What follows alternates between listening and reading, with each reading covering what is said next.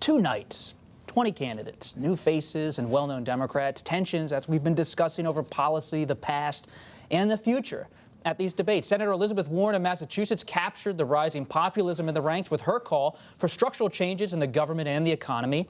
Then on Thursday, Senator Kamala Harris of California had a breakout moment when she criticized former Vice President Joe Biden's record on civil rights in the 1970s when he worked to restrict forced integration through busing. It was hurtful to hear you talk about the reputations of two United States senators who built their reputations and career on the segregation of race in this country. It's a mischaracterization of my position across the board. I did not praise racist. That is not true. Dan, we were just talking about the Democrats moving to the left on immigration, but when you step back and you look at these two debates this week, is this a party moving to the left wholesale? What did you learn?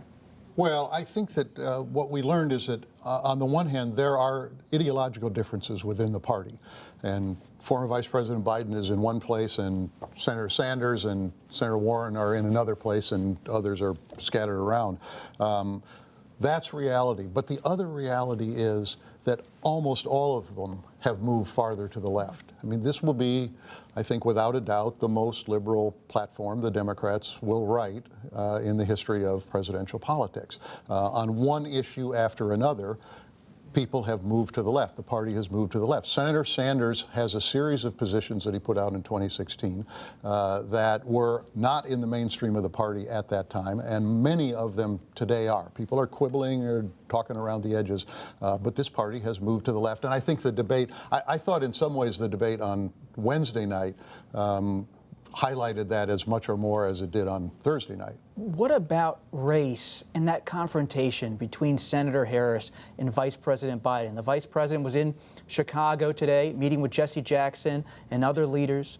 He said he had a solid record on civil rights. How significant was that exchange? It was very significant. I mean, I think we are seeing the Democratic Party not only move to the left, but sort of move to the woke.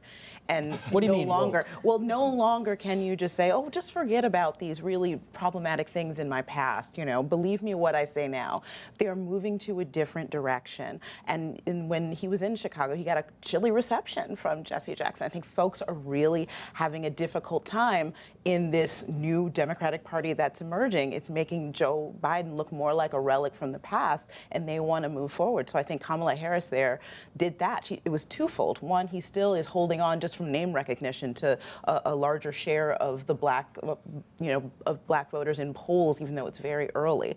She wants to cut into that, but she also wants to point out this is a guy who in the past was dealing with things in a very terrible way. If you are sidling up with segregationists, there's no room for you in the Democratic Party of today. Well, this is Joe Biden's problem. He has a huge record. He's been around forever. He did a lot of things. To Joe Biden talking about working with James Eastland and Mitch McConnell, this is a positive thing. Right. This is something that gets him credibility. But in this current environment, it's a negative thing. And Michael Bennet actually came after him pretty effectively, I thought, in the debate, where Biden's praising the tax deal that he cut with McConnell, and Michael Bennet says that was a horrible deal, and we got taken to the cleaners, and we've been fighting it ever since. And it's interesting about Vice President Biden, because he is seen as a person who can attract the African-American vote, and he has that through labor, but you know, it can dissipate very quickly. You think about the African-American vote when Hillary Clinton held most of it and Barack Obama was challenging her. And she held that for quite some time until he won in the Iowa caucuses and seemed like a credible candidate. And then you saw African-American voters in South Carolina and elsewhere go to him. You know, I think you don't want to overstate the impact of two nights of debates. We're going to have a lot more debates. Joe Biden has a long history. He's been very successful raising money. We think he's going to have a big money-raising figure coming out soon. On the other hand, the first debate really reinforced the questions that a lot of Democrats, including Democrats who like Joe Biden, have about whether he is a credible candidate and whether he's a candidate that can lead a party that always wants to go with someone new and fresh and looking at the future. And race wasn't the only issue confronting Biden. He also faced issues about whether he was far enough to the left. We also saw race as an issue for Mayor Pete Buttigieg of South Bend, Indiana. Right. A white police officer killed a black man in his city. He apologized. Did he steady his campaign with his debate turn? You know, I talked to a number of people today, and I got quite mixed responses on that. I think a number of people thought that he had done well, that he had shown contrition and seemed to address it in a serious and kind of stand-up way.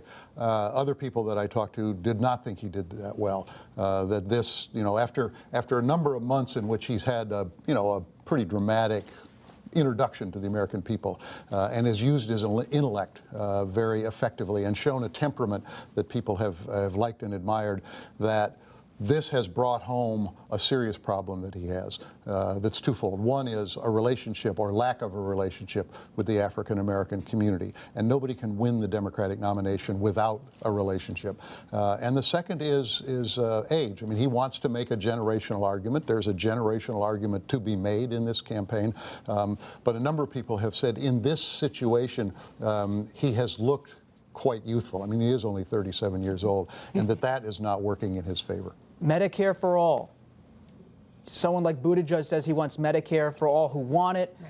Others say Medicare for all. We saw Senator Harris, as much as she had a breakout moment, she was also talking on Friday, trying to reassure people that she doesn't want to get rid of private insurance. Is this a complicated issue for Democrats moving forward? It's a very complicated issue. I mean, look, even Obamacare was not fully implemented in a way that people wanted, and we saw how difficult that was, what a fight it was, how many years and court challenges it took. So the idea, on the one hand, of this brand new system that you're building from scratch is really difficult. It reinforces this idea that the Republicans are pushing, that the Democrats are socialists. On the other hand, healthcare costs are still rising. We still haven't dealt with drug companies. And so the voters do want something. And at least it's a plan where the Republicans have none at all. Well, I think the interesting thing about that is that Democrats crushed Republicans in 2018 on healthcare. Yeah. This is their best issue. When President Trump came out recently and said, I'm going to have this new plan, and the Republicans on Capitol Hill said, quit talking about health care. But the Democrats don't want to get into a fight over health care and neutralize themselves on their best issue. They have to figure out a way around this. People in the United States, there's a lot of people who like their private health insurance. And if you start talking about eliminating that whole industry, people get nervous. I think that's a problem. There's some Democratic strategists that I've talked to who say that the tenor of the healthcare debate has shifted since 2018. It clearly helped the Democrats. Just in a few months. Just in a few months, but primarily because the conversation has moved within the Democratic Party away from the preconditions issue, which they were able to hang around the necks of the Republicans, to the question of Medicare for all, single payer, big government, and what the Trump administration calls socialism. Why wasn't there much discussion, if any, about Robert Mueller, the Russia investigation, impeachment? Well, I think one reason was because those questions were not particularly raised by the moderators, and the candidates didn't always respond to the questions that they were asked, but to some degree. But they didn't raise those issues either. You know, and that is if you talk about issues where, with Medicare for all, there's a difference between what's going to work in a Democratic primary and what's likely to work in a general election. That's one dilemma. The same thing I think is true with impeachment. The idea of impeaching President Trump is something that really animates voters who are most likely to participate in Democratic primaries and caucuses. It is not the issue that is likely to most animate Americans who are going to determine the general election. Well, the first night was interesting because Mitch McConnell was much more the bogeyman than Donald Trump, and the whole thing got a little bit out of whack. Real quick, which candidate are you watching in the months and weeks to come? I'm keeping an eye on Bill de Blasio, the New York mayor. Showed some media savvy on Wednesday night, pulled the party to the left. Kim? I'm going to watch Senator Harris. I mean, she had a good night, but we'll have to see if she continues that, if she's still able to punch up. I'm actually watching for a weird thing. I'm watching like Beto O'Rourke and the former John Hickenlooper. Are they going to just drop out and run for the Senate, which is what a lot of people in Washington want them to do? Hickenlooper, former governor of Colorado. Right, and would be a formidable candidate against the incumbent out there. Kamala Harris had the most amazing debate performance for a first-time debater on a national stage that I've ever seen in 10 presidential campaigns. This is my 11th. So I've got my eye on her. I agree with Susan on that. I also think that of all of the candidates who participated in those debates, that Elizabeth Warren was one who was able not to get down into the weeds of her policy initiatives, but to talk about the theory behind them and the idea of where we stand in America and who she's fighting for.